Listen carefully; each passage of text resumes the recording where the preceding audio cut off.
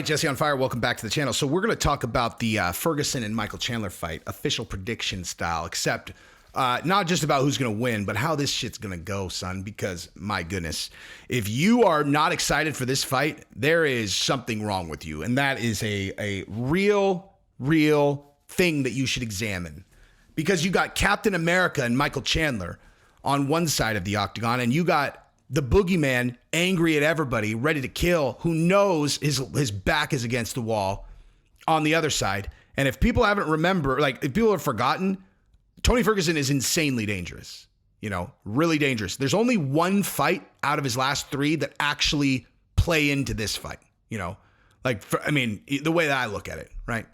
And that's the Gaethje fight, okay? Because the other two, he was beaten on the ground. Now, Michael Chandler is obviously an amazing wrestler, but he doesn't use it. That's not how he fights, He's going to bang. Now, we're going to talk about it in a second, though. But if you like the content, subscribe and ring the bell. I recorded this on Thursday so I could upload it for you guys on Friday. That's what kind of dedication to this channel I have. Do you get it? Don't you get it? So subscribe and ring the bell. Then you'll know next time I upload, because, that's just a thing that I'll do. But anyway, so when it comes to this, right, like this particular fight, I think that Chandler is going to win. And I think that Tony Ferguson is going to have a very hard time. And I'll tell you exactly why, okay? So Michael Chandler has nuclear power in his hands. Nuclear power. He's exceptional at controlling distance when his mind is in controlled distance. He's exceptional at it. The only hole I've ever seen in his, kind of like a hole that gets capitalized on is here, like he's like here, and then he does, the thing like that you like need to train out of yourself, which is you don't want to be on a lever, like this stays here, not lever. And it's easy to do that, it's like natural to do that. It's like hook as opposed to hook. Because if you're like trying to generate power, it's kind of like where you're like, but so you have to give up a little bit, but he is trying to just whap. He's got a Mike Tyson. I guarantee that he grew up watching Mike Tyson, and I can pick those guys out because that's who I watched when I was growing up. And then when I started actually, I was like, whap. I was just like, in my mind, who I'm imitating is Tyson, whap, whap, whap. And he's like that. He moves like that. But so when you do that, it's very natural to go like this. And that's what he's done, and he gets caught, right? When you watch Charles Oliveira fight, whoop, caught. He made a mistake, and he got caught, right?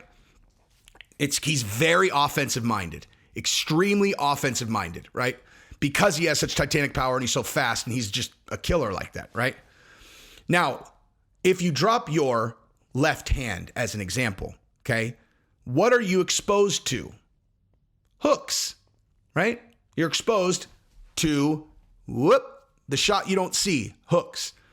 Tony Ferguson is much better at throwing long straight punches than he is at throwing like quick hooks that you don't see coming. Now, if you sit in the pocket with him, of course, like he can hit, but like Tony Ferguson is a guy who like will cut you. He'll close this. Like, it's like if he's going to hit you from that angle, most of the time, you're in a dogfight because he's kind of clinching and he's throwing elbows and whatever. Like that kind of quick, snappy hook that you're vulnerable to if you kind of forget that you're on the phone. I haven't seen Tony like clip guys with that and put them down really. And I could just be completely forgetting. And so if I am, I don't care. Tell me I'm an asshole in the comments. But when you look at Tony Ferguson and where he gets exposed, just watch the Justin Gaethje fight and then think about it being Michael Chandler. Because I think Michael Chandler has comparable, probably bigger power, single shot power than Gaethje in his hands, like certainly than Gaethje 2.0, because he's kind of holding back, dude, Michael Chandler's going full throttle all the time. So I think that what we're likely to see is Michael Chandler put some serious damage on Tony Ferguson and put him down. Now, here's the thing, dude. Has Tony Ferguson ever been put down? Okay. Like, this is why, like, I'm not going to just, he's going to kill him, man. He's really going to kill him. Have we ever seen Tony Ferguson get put down? Because if I recall, in the Justin Gaethje fight, it got waved off because, and he never even fallen down, dude. I mean, he got beaten within an inch of his life, and Herb was like, "That's enough, dude." Right?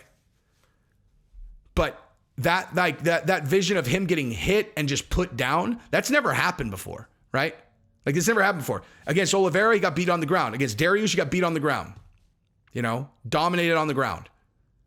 So this idea of Chandler just knocking him out like flash knockout, that's never happened before.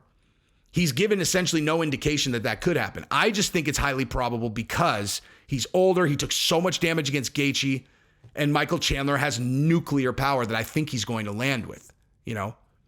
But again, if Tony Ferguson drags it into the third round and it's a dogfight, you never know, dude. I do think that this has another potential fight of the year candidate written all over it, you know?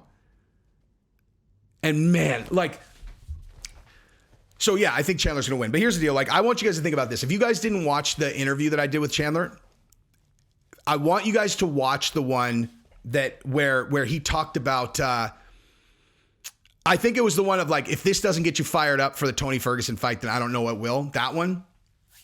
Because he talked about how fired up he was before the Gaethje fight when he went out and he was watching in Madison Square Garden. Oh, no. It was against Oliveira when it was a title shot.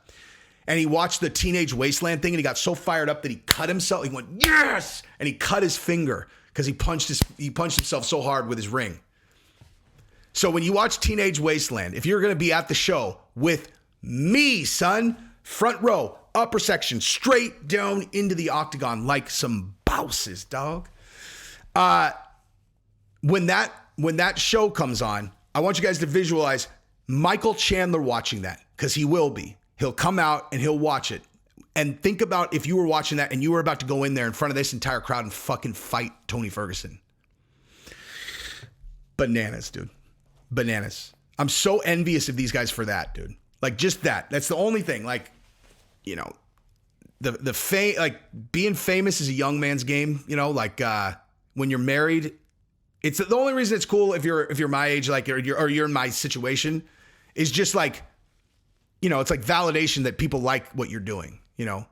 But the whole like getting to go around and fuck a lot of girls, which is kind of the only other reason that it's awesome, is whatever. But like, so I'm not, that doesn't do it. But the idea of like watching Teenage Wasteland and knowing fucking in an hour you're about to get locked into that cage and you're gonna fight another man in front of all these people, man, gives me goosebumps even thinking about it. I'm so envious of that, dude. But yeah, so I'm excited for this fight. I'm excited for this entire thing. So looking forward to seeing everybody tomorrow. We'll see you guys at dinner. You know, if someone leaks where it is, we might have a lot of people on our hands. Don't do it. Don't do it. But yeah, Anthony Smith will be there. I've got a nice present for him that everybody will laugh at if you see it. But anyway, love you guys. See a lot of you tomorrow. Peace.